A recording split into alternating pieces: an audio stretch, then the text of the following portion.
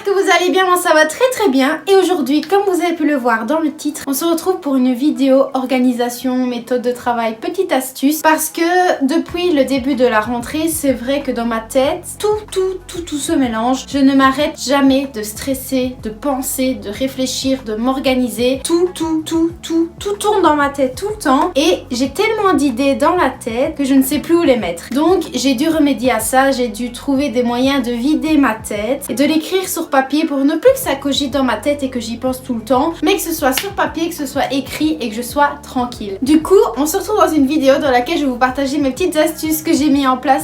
Alors petite parenthèse, comme vous pouvez voir, il y a 30 secondes il n'y a pas de soleil, 10 secondes après il y a du soleil. C'est la Belgique, il fait froid mais il y a un peu de soleil, donc je suis vraiment désolée, la luminosité va faire que de changer, je ne sais rien y faire. Donc voilà.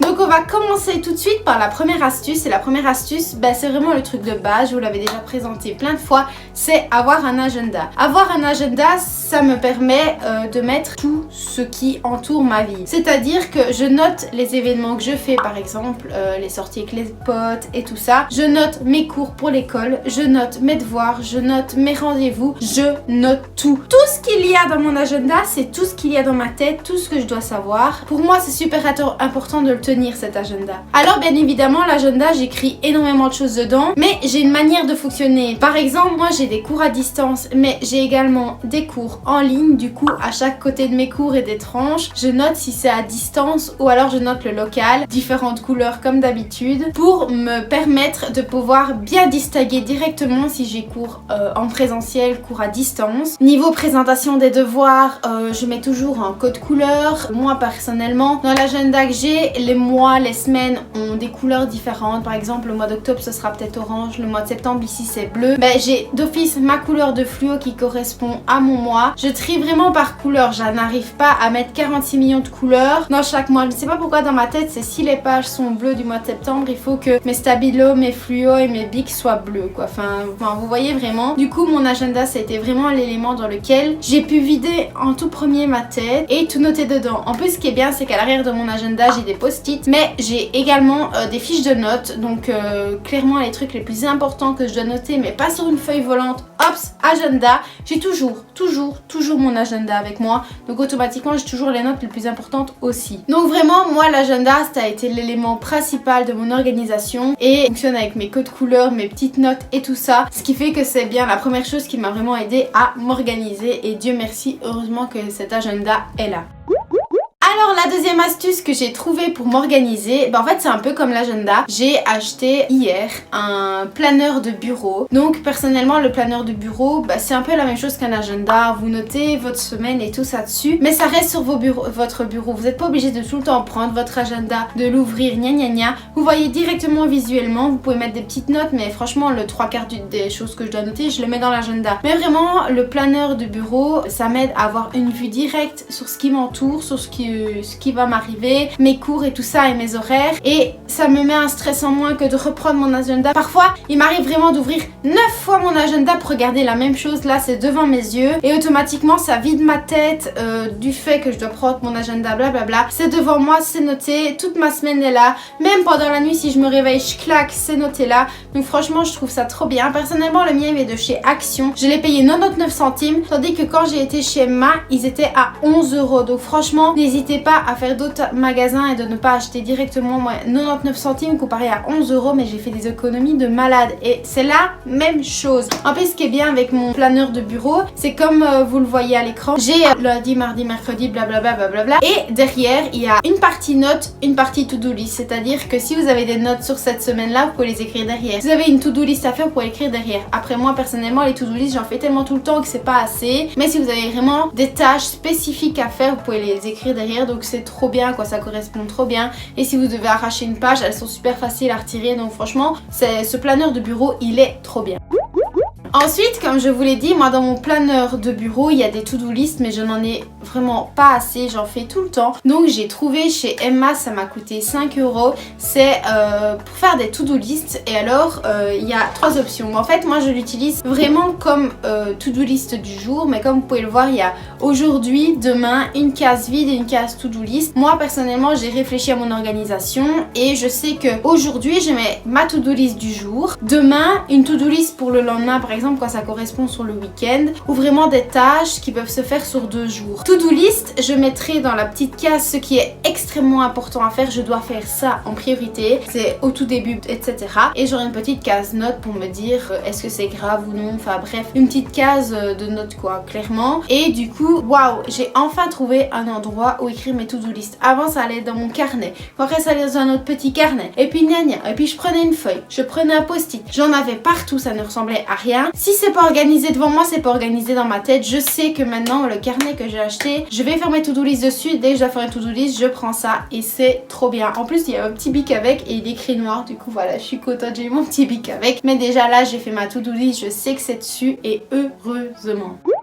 Ensuite, la 4e organisation que j'ai trouvée, comme je vous dis, dans ma tête, j'ai 1001 trucs à penser et je ne sais pas où l'écrire. Par exemple, ma catégorie YouTube, j'avais un carnet, mais en même temps, je faisais mes to-do list dedans, blablabla, blablabla. Je mettais tout partout, je mélangeais tout. Et en allant chez Emma, j'ai trouvé un gros cahier à anneaux dorés, avec des intercalaires qui se détachent. Et j'ai trouvé ça génial. C'est un gros carnet dans lequel on peut mettre des séparations et trier soi-même. Et ça, je trouve ça trop bien parce que dans un carnet, je peux noter toutes mes catégories. Je peux faire une catégorie budget, une catégorie YouTube, une catégorie notes, ainsi de suite. Et je sais que ce carnet, c'est ces choses-là qui seront dedans. Si je dois écrire quelque chose, je sais que ce sera dans ce carnet-là. Donc franchement, quand je l'ai vu, j'ai fait « Oh, tout va être réuni en un seul endroit. Ma tête va être vide et je vais pouvoir tout mettre dedans. » Parce que comme je vous disais, j'avais un carnet YouTube, je mettais plein de trucs dedans, je mettais to-do list, bref, je mélangeais tout. Tandis que maintenant, tout est scindé, tout à sa place et... je souffre quoi. Et donc mon carnet, celui que je vous présente, je l'ai acheté chez Emma. À la base, il y avait exactement le même avec d'autres dessins qui coûtait 5 € et celui-là, je l'ai trouvé à 3,25 €. Donc il suffit d'aller voir. Et franchement, un gros carnet comme ça avec des intercalaires et tout, c'est trop pratique quoi. Donc moi, ça fait partie de mon organisation. C'est hors organisation scolaire un peu, mais ça peut l'être hein, clairement si vous faites des petites fiches parcours ou quoi. Franchement, laissez votre imagination fuser pour ces carnets-là. Mais moi, depuis que je l'ai, je suis ravie de l'avoir. Ensuite, 5e organisation, ça c'est des petits machins qu'on peut coller partout, c'est les post-it. On vous en parle tout le temps des post-it. Les post-it, ça date des années-lumière, tout le monde en utilise. Mais les post-it, c'est encore une manière de noter les choses importantes, mais de les mettre encore plus à vue que ce qu'elles n'étaient. Personnellement, les post-it, j'en colle partout dans mon agenda. Je sais que si je dois faire des petites listes ou tout ça, je colle dans mon agenda. Mais c'est vrai que les post-it, pour moi, c'est vraiment la possibilité de noter des tâches super importantes, des choses que je ne dois pas oublier et de les mettre un peu partout. Moi, quand j'ai des petites notes à noter, etc., les post-it, vu que c'est adhésif, ça colle partout. Donc souvent, je les accroche sur mes petits blocs blancs au-dessus de mon bureau, comme ça, oups, je l'ouvre les yeux, je vois que je dois penser à ça. Et quand j'ai fini, je les retire, tandis que dans mon carnet, il y a des petits ronds parfois selon les post-it, et ben hop, je coche, ou alors je mets du fluo sur ce que j'ai fait. Et ça, c'est encore des manies, mais je n'arrive pas à juste mettre un petit V. Je suis obligée de mettre du fluo, du V, histoire de bien montrer que cette tâche est faite. Mais vraiment, les post-it, c'est tout petit, ça prend une petite idée, ou quelques petites idées, ça dépend vraiment de chacun. Et c'est là quoi, c'est là, ça peut se retirer, ça se met, ça se colle quelque part, blabla, tu peux faire tout ce que tu veux avec tes post-it. C'est trop génial niveau organisation, petites choses, petit endroit, coller, etc. Et c'est réglé. Alors la 6e chose, c'est pas vraiment de l'organisation, mais moi, je le mets dans cette vidéo parce que moi, c'est la base. C'est la base de mon organisation, c'est d'avoir un plumier bien fourni. Moi, personnellement, pour aller à l'école, j'ai plein de stabilos de toutes les couleurs et encore, j'ai toutes les autres couleurs qui sont à la maison. J'ai des fluos, j'ai tout, j'ai des bics, de bleu, noir, enfin bref. J'ai 86 millions de trucs dans mon plumier, tandis que à la maison, j'ai 2 gros pots avec plein de fluos, avec les nouveaux, les anciens. J'ai les bics 4 couleurs, enfin, je vis dans un arc-en-ciel, mais je ne peux pas faire du noir et blanc. Je suis obligée de mettre un titre en couleur, des couleurs qui vont ensemble, des stabilos qui vont avec les fluos pour pouvoir écrire des titres, il faut surligner. Enfin, c'est un arc-en-ciel de couleurs, mais pour moi, c'est mon indispensable de mon organisation. Je sais que mes cours à distance sont dans une couleur, mes cours en présentiel sont dans une autre. C'est visuel, hop, je vois, c'est réglé, j'adore. Donc franchement, moi, je le mets dans cette catégorie-là parce que avoir le matériel pour faire une organisation personnelle, personnalisé, je trouve que c'est la base et je ne peux pas vivre sans. Ensuite, septième chose pour s'organiser, moi personnellement c'est ce qui m'aide pour faire mes synthèses à la main, c'est un cahier à Thomas. Je vous l'avais présenté dans une vidéo veille plus jour de la rentrée que j'ai eu après ou quelque chose comme ça, je sais plus dans quelle vidéo. Mais en gros, c'est un cahier à Thomas tout basique, vous voyez, des cahiers à anneaux avec des feuilles. Mais je trouvais ça génial qu'il mettait des intercalaires et également des fiches plastiques. Alors vous allez me dire, on peut faire ça avec tout. Je suis d'accord. Mais moi personnellement, j'ai plus énormément d'examens écrits cette année. Mais quand j'ai des cours avec beaucoup de matière, etc. Et je me suis rendu compte que faire à l'ordi c'est bien, mais c'est vrai que retravailler à la main c'est mieux. Du coup je m'y prends bladé à l'avance. Et c'est vrai que dans ce cahier là avec les intercalaires, je peux mettre les intercalaires et mettre toutes mes feuilles que je vais écrire à la main. Parce que mes synthèses je les fais deux fois, je les fais une fois à l'ordi et une fois à la main. Et avec les fiches plastiques qu'il y a à l'intérieur du carnet, je retire les fiches plastiques, mes synthèses faites à la main, je les glisse dedans recto verso, je les mets dans mon intercalaire de couleur. Et en plus moi, comme je vous dis, je fonctionne en manière arc-en-ciel, c'est-à-dire qu'un cours sera écrit et coloré de la même manière que l'intercalaire. Du coup, comme vous pouvez le voir, mon cours de différenciation des apprentissages, il est en bleu un peu terne, Dieu merci la nouvelle couleur des Stabilo, c'est exactement la même, tandis que mon intercalaire d'éducation corporelle est en bleu clair. Et déjà dans ma tête ça n'allait pas, ça m'énervait déjà parce que c'était deux bleus. Et donc j'ai utilisé deux fois les mêmes fluos, ça m'a déjà saoulé, je vous jure, dans ma tête c'était la catastrophe. C'est pour ça que dans le bleu clair, j'ai ajouté du vert pour pas utiliser les mêmes que dans l'autre, parce que dans ma tête, sachant que je suis très visuelle, je déteste associer les mêmes couleurs et tout ça, je vous jure, c'est une vraie catastrophe. Et du coup, par exemple, quand ce sera l'intercalaire rouge, eh ben, j'utiliserai les fluos roses, intercalaire orange, fluo orange, jaune, enfin vous avez compris, c'est logique. Et le vert, j'utiliserai du full vert, vous voyez, vert fluo, vert pâle et le nouveau vert. Donc je cible vraiment les couleurs en fonction des intercalaires. Et franchement, écrire à la main, c'est une structuration encore différente qu'à l'ordi. Du coup je prends bien le temps de faire à l'ordi, histoire que quand je refais à la main je me mélange pas, parce que quand vous faites à la main et que vous vous trompez c'est chiant. Mais du coup comme organisation ça je trouve ça génial. Quand je l'ai vu en magasin je me suis dit ah ouais, ah trop bien, j'ai kiffé. Donc franchement moi j'ai surkiffé et je vous le conseille, franchement je vous le conseille. Et ensuite, ma dernière petite astuce d'organisation, c'est le truc le plus bateau, c'est les fardes avec les intercalaires, les classeurs. Vous appelez ça vraiment comme vous voulez, tout le monde les utilise, mais c'est vrai que j'ai décidé d'avoir une organisation différente avec mes fardes. Donc en fait, j'ai deux types de fardes.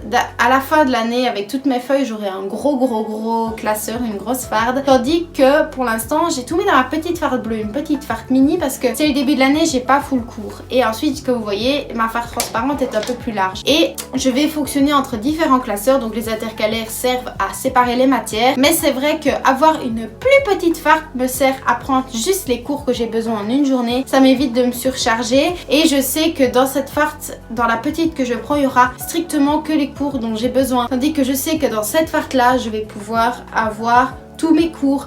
Et vu que j'ai trois petites fardes, eh ben, il y aura une farde qui me servira juste pour les cours à l'école, tandis que je sais qu'il y en a qui resteront à la maison mais qui auront des matières spécifiques, parce que j'ai pas pris les classeurs les mêmes couleurs, évidemment c'est logique. J'ai pris un bleu, un mauve et un rose, donc ça peut être trois cours différents, ou alors ça peut être deux cours plus une farde avec les cours du jour. Enfin je sais que ce que je prends, j'organise. C'est vraiment de l'organisation, c'est éviter de se surcharger, c'est savoir ce qu'on prend, enfin c'est tout ça aide de malade. Et du coup bah moi j'utilise différents types de classeurs et c'est vrai que ça m'aide énormément. Donc voilà, j'espère que cette petite vidéo vous aura plu. Elle était très courte, mais je vous partage vraiment toutes mes petites astuces. Je trouvais ça important de les partager parce que ça dépend vraiment de la personne que nous sommes. Et moi je suis une personne très anxieuse, très stressée, qui pense tout le temps, qui réfléchit tout le temps, et j'ai énormément besoin de m'organiser. Et parfois je peux vous répéter 15 fois le même début de phrase sans la terminer, et angoissée parce que j'arrive pas à finir ma phrase, parce que c'est tellement la pagaille là-dedans que c'est la pagaille partout. Donc je sais que tout est clair partout, affiché, coloré, organisé. Donc je sais ce que je prends, je sais ce que je fais, et ça allège une immense partie du stress que je ressens. Donc franchement